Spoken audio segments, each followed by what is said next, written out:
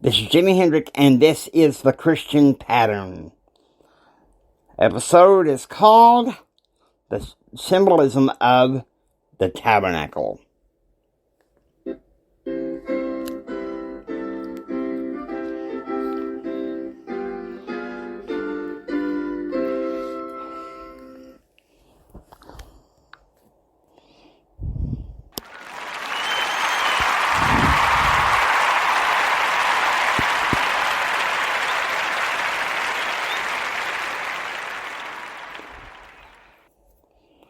Come into Club Ephraim as we deal with the synonyms of the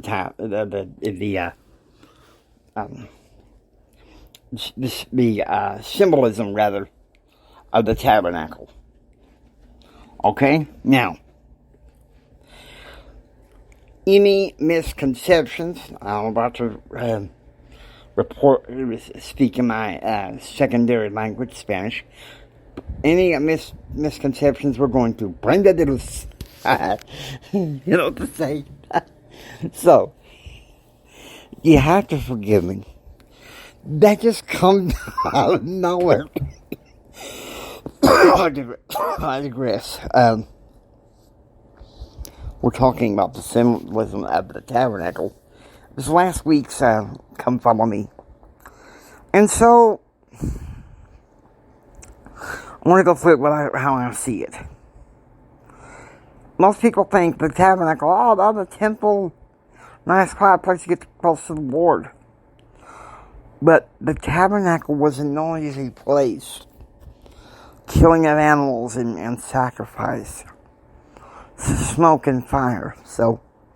But some of you may wonder, well, why should I read this? Why should I care? Because the symbolism is true. Okay, the washing of the priests at the lever. Okay, if you go into the temple and go through what we know as the initiatories, which is something that is taken out of the book of Exodus, we are washed and we are anointed to be, to the best of our ability and within our worthiness, clean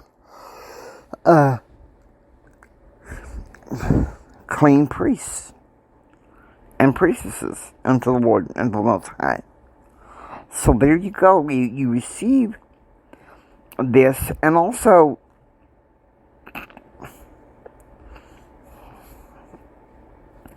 you think about the altar, the showbread, the sacrifices. What that is a sacrament. Each week, it symbolizes the sacrament. Each week, when we receive when the sacrament tray comes to us, and we eat of the bread and drink of the water, we receive wisdom. We know what to do. These are the symbolisms. I've seen pictures of what the altar and stuff looks like at the tabernacle. Of course, there's the Ark of the Covenant, and that's something I would like to see in the next life, is to be able to see and feel of the Ark of the Covenant. Now, no one could do that except for the Levitical people at the time, from Moses onward. But Jesus Christ, when He died for our sins, the veil of the temple was rent in twain from the top to the bottom. You know, no need to really just make a deal about nothing. But here's the thing. But He still calls us to live a good life. Let's go to Leviticus.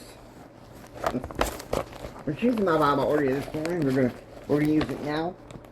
We're gonna go to Leviticus chapter 19, if you will.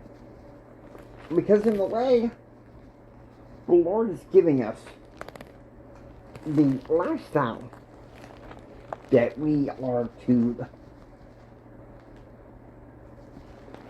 live. Leviticus Chapter 19, I believe.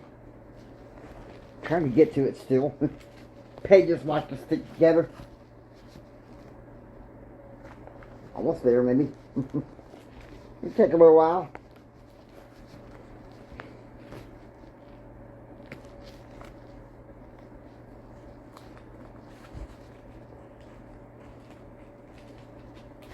Okay, almost there.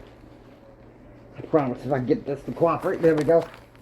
Now, and the Lord spake unto Moses, saying, Speak unto the congregation of the children of Israel, and say to them, Ye shall be holy, for I, the Lord your God, am holy.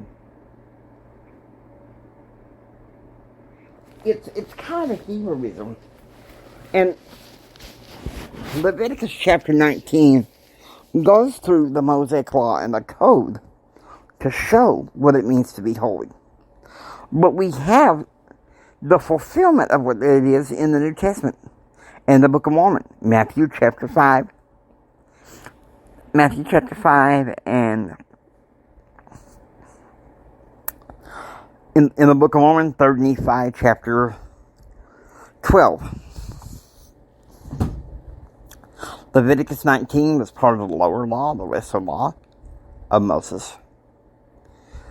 The certain passages I referenced in the New Testament, in the Book of Mormon, brings in the higher law of Christ.